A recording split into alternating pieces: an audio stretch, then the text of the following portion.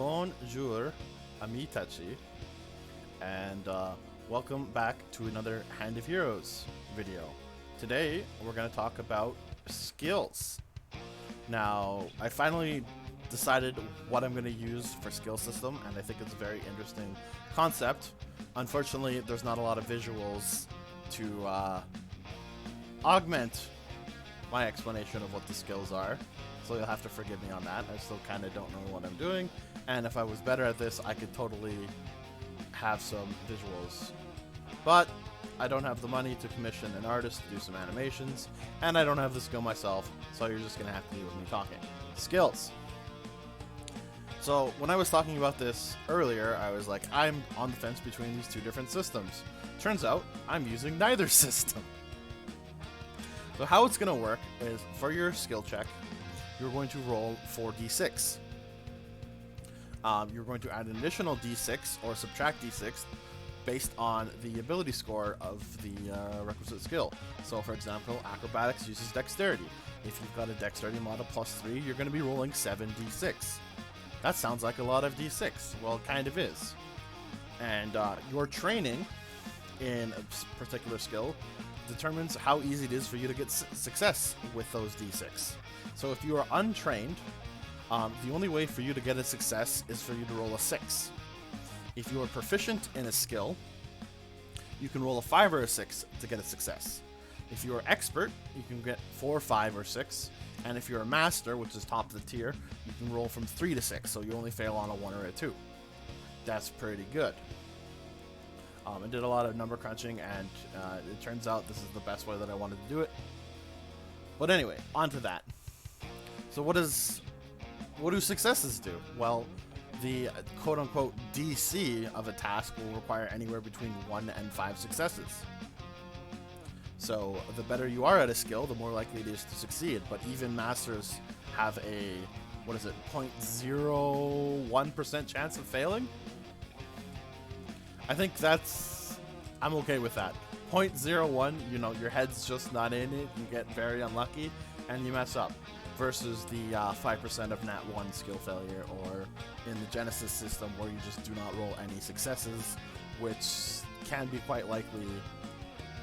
It's more than 0.01%, let me tell you that. Anyway, let's not talk about other systems, let's talk about my system. There are 21 different skills. We have acrobatics, which is, as explained, it's like jumping, parkouring, balancing, tumbling through. Arcane, which is your utility magic. So in combat you can cast fireball, all that fun stuff. But out of combat you use the arcane skill to do things like mage hand,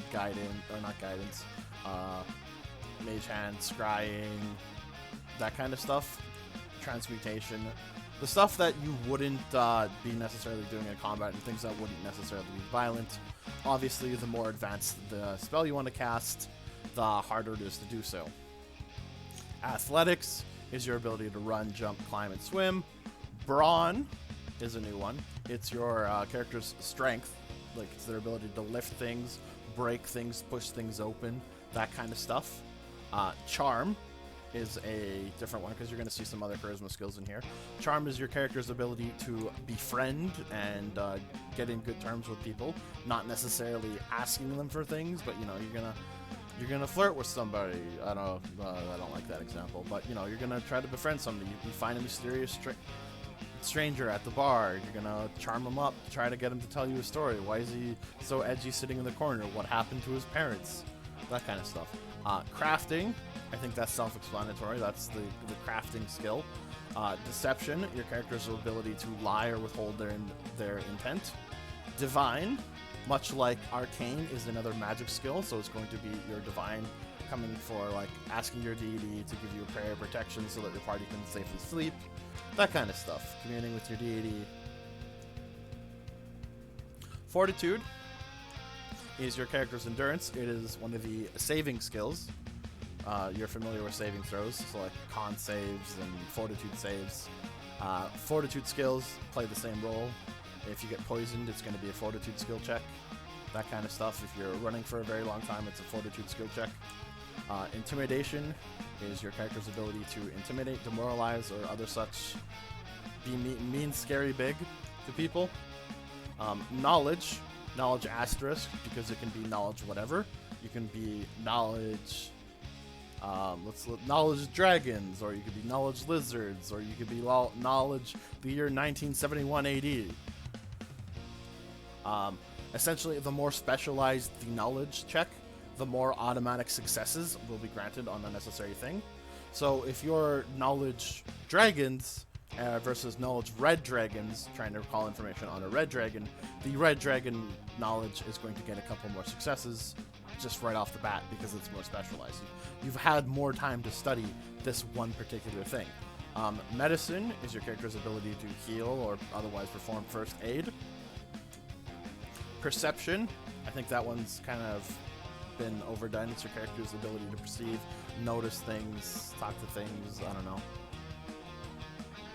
Performance, your character's ability to be entertaining, whether through music, video, performance. I am not good at performance. But anyway, it's your character's ability to be entertaining, whether that's through music, through telling stories, through comedy, through acting, that kind of stuff. The stuff that I'm not particularly good at, but you know, I'm starting a YouTube channel and trying to do better. And eventually we'll get better, hopefully. After performance, we have persuasion, which would be your character's ability to convince somebody to do something. So it's different than charm, where charm is just trying to get on somebody's good side. Persuasion is like, okay, now that I'm on your good side, I'd like you to give me this. Buy me a drink, would you? Reflexes, another one of the saving skills. It's your character's ability, your reflex, to get out of harm's way, to catch yourself on a ledge, to dodge an arrow trap, that kind of stuff. Society, this one is a lot different, and I'm actually going to scroll down and read it so that I don't mess up. Society. Society is your character's ability to thrive within a certain class of civilization. So that means like low-class society means you know how to get around, you know how to deal with the black market and that kind of slum area of town. Middle class, you know how to deal with most residential areas and that kind of goings on, you know, like the homeowners association and all that fun things. Tribal is another one, you know, like, you know, sometimes it's not very organized, but you know how to deal with tribal society, nomadic society, the kind of stuff where people don't necessarily have houses and such. And high class. Oh, we also have, I forgot about criminal. We have also high class, so that's like nobility stuff, knowing how to eat with cutlery and be fancy, things that I am not. And then criminal. So low class and criminal are two different things. Low class is kind of like the slums activity, and criminal is straight up like, you know, your legal stuff. You know how to find the black market. You can read your thieves' cant and whatnot. That is society. After society, we have stealth. It's your character's ability to hide and otherwise be sneaky. Survival. That's your character's ability to track, find camp, you know, do things in wilderness. Be a survival person. Thievery. Thievery is your character's ability to steal, pickpocket, open locks, disarm traps, that kind of stuff. Will, the last of the saving throws and the last of the skills. It's your character's mental fortitude. How good are they at persisting? Do they have the mental fortitude to survive a 7-hour endurance stream? Because let me tell you, I think if I tried to do that, I would become a potato at the end of it. But those are your skills, and each rank of proficiency gives you a new skill, or a new skill card that you can add to your pool and use in combat. Oh, you know what? We can pull some up. Let's pull one up, shall we? Image. Let's pull up the acrobatic stuff. Oh boy. Oh boy. I was not ready for this. Hand of Heroes. Cards. Skill cards.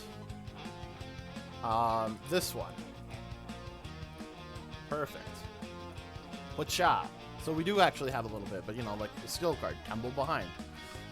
So... Tumble behind is actually the master card. So when you're a master of acrobatics, you get this card. It's move, passing, apply vulnerable 3, dodge, quick. So you move. Passing lets you ignore difficult terrain and otherwise move through people. so you can move through enemies with this one. Apply vulnerable 3, that means their armor is 3 lower. Dodge, it gets you your dodge bonus to your armor. And quick, you don't end your turn. This is a very powerful card versus like the basic stuff from the basic class that I've shown you. It does a lot of stuff. But that's that. Now there's 2 other mechanics that I want to talk about from my skill checks, and that is pushing skills and group skills. Now pushing skills is kind of very interesting. You can push a skill to gain 1 success, but some kind of detrimental effect happens. For example, if you say that you're going to use an athletics check to climb a fence, but you don't succeed, so you throw on, you push yourself. Well, you climb over, but you manage to cut yourself on the fence, and you take a little bit of damage. Stuff like that. Or like charm. You manage to befriend the guy, but you make a very offensive joke that upsets somebody else at the table. And now they're kind of upset with you. That stuff. It really depends on improvisation, and I think it links very well to narrative, and that is going to be how pushing skills works. Group skills. Group skills are when the party rolls a collective check together and adds up all the total successes. For example, if the party was sneaking as a group or trying to track or do anything like that, they would roll all together, add all of their successes. No more of, oh, the fighter is wearing full plate with his -10 penalty to stealth. I guess we can never be sneaking anymore. No, that is not something I like. So the rogue can effectively be sneaky enough to circumvent the fighter's full plate. And that is pretty much all I wanted to talk about with skills. Again, it's 46 plus or minus your ability modifier. Add more d6s, and the more training is, the easier it is for you to get successes on those rolls. Tune in next time, and we're going to put all of this information together and build a character. Oh, Renora.